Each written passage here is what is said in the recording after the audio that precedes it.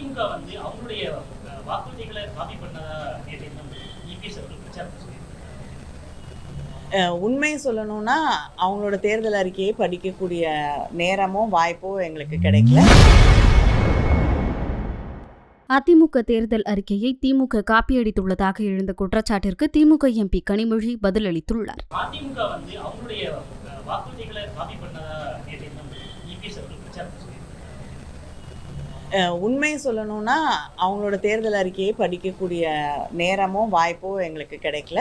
யாரும் படித்ததாகவும் எனக்கு தெரியல. ஏன்னா அதிமுகவுடைய தேர்தல் அறிக்கையை யாரும் பெரிதாக பொருட்படுத்துவதே கிடையாது. ஏன்னா அதில் சொல்லப்பட்டிருக்கக்கூடிய பல விஷயங்கள் நிறைவேற்றப்படுவதே கிடையாது. அது மட்டும் இல்லாமல் அவர்களுடைய தேர்தல் அறிக்கையில் இன்று நடைமுறையில் இருக்கக்கூடிய பல திட்டங்களை அவர்கள் தேர்தல் அறிக்கையிலே தந்திருக்கிறார்கள்.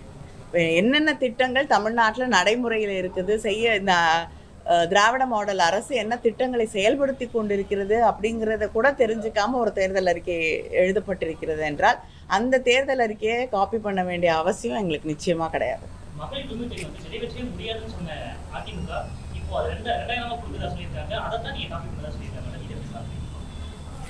இல்லைங்க, நாங்கள் நிறைவேற்றின ஒரு திட்டத்தை முதலமைச்சர் வந்து நாங்கள் 2000 ரூபாய் கொடுக்குறோம் அப்படின்னு அந்த 1000 ரூபாயாக தந்த அந்த உரிமை தொகையை 2000 ரூபாயாக உயர்த்தி தருவோம் என்று அறிவித்த பிறகு வந்து அன்னைக்கு இதை வந்து நாங்களும் 2000 ரூபாய் கொடுக்குறோம் அப்படின்னு சொல்லும் கூடிய ஒரு தேர்தல் அறிக்கையை எழுதிவிட்டு இவங்க வந்து மற்றவங்க காப்பி பண்ணுறாங்கன்னு சொல்லும்போது வேடிக்கையாக தான்.